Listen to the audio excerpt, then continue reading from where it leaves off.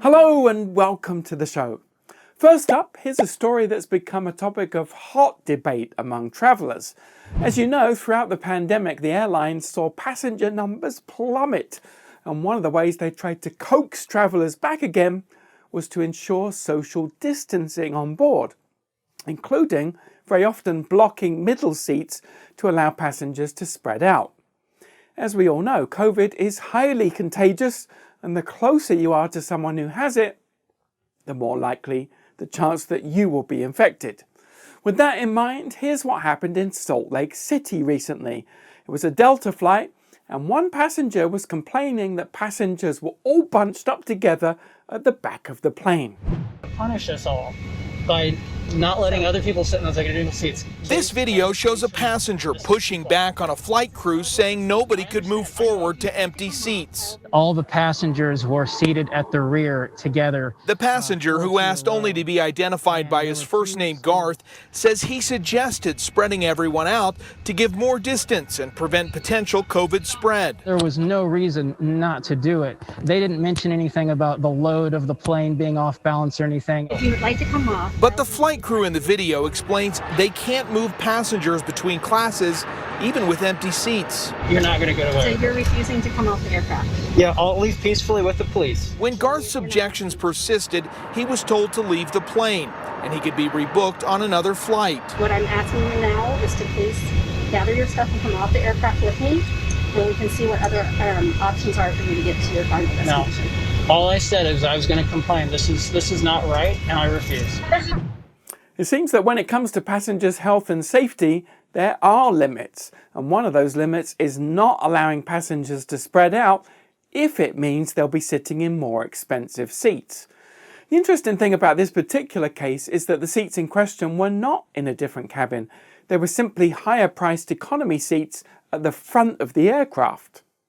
When I first heard about this news story, my ears immediately perked up because this exact situation has happened to me several times in the last few months, both on SAS and Southwest.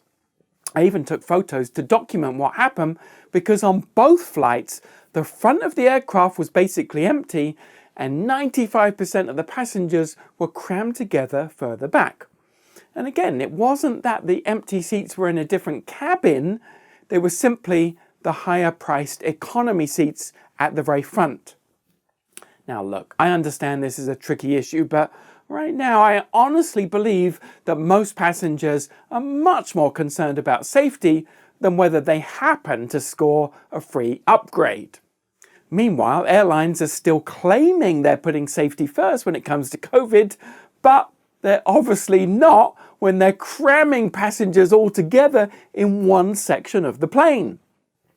Now, again, I don't think they're doing it intentionally, but they're also not paying attention to it.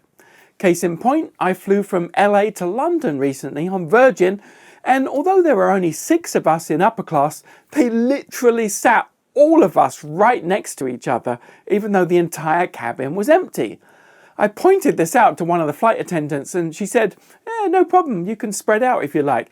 But my feeling is that they should have looked strategically at the seating chart beforehand and facilitated spreading us out before we boarded.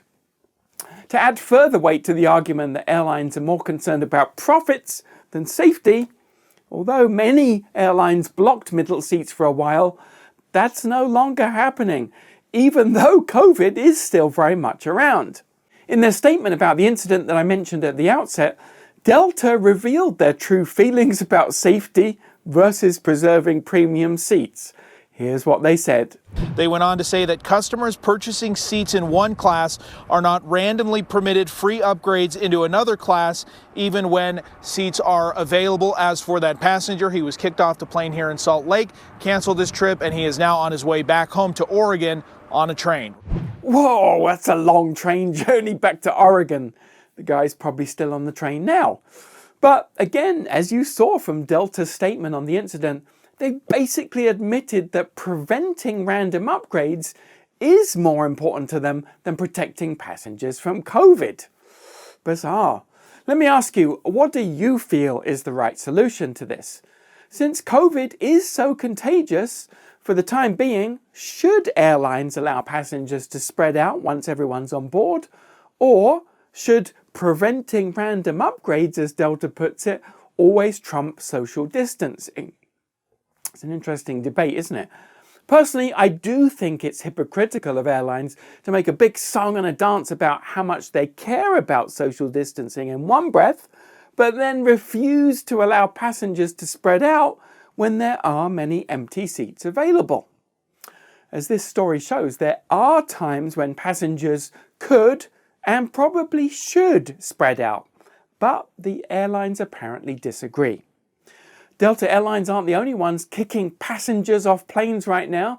In another controversial incident, Spirit Airlines recently kicked a family off a flight because, get this, their toddler was eating a yogurt without a mask. What did they do? I told you, non-compliance, you will have to get off.